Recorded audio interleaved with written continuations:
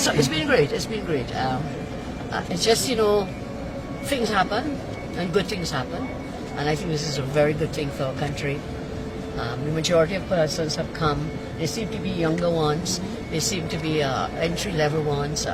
So the young ones, young graduates out here. And it's an opportunity that should not be wasted by anyone. So for those of you who have not yet come here, there are other venues open across the country. Online. But there's online.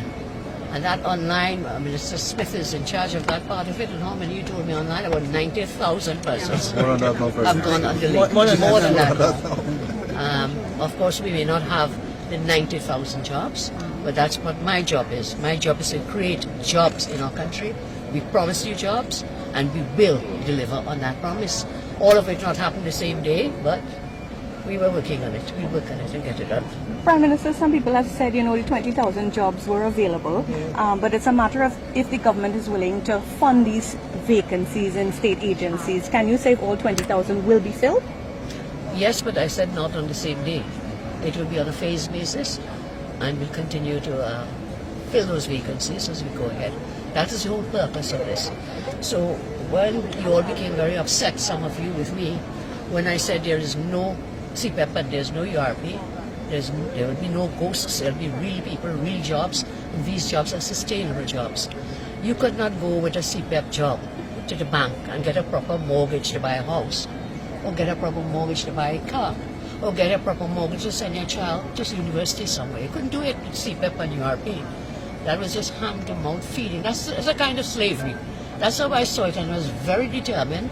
I will not put people through that kind of slavery. And some members of my cabinet fought me, but we did this, and this will work. This will work. I thank all the members of the team who have been putting it through, and then thereafter is the follow through. All this is great.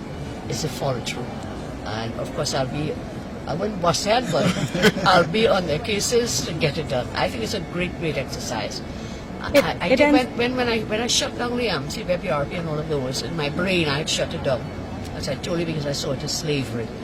But in my brain I had not totally worked out what will be the solution. So it took me a little while, but there must be a solution.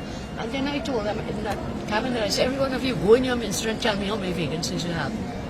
And when they came forward, it was amazing the number of vacancies in the whole public service. The number of vacancies, and they were not being filled.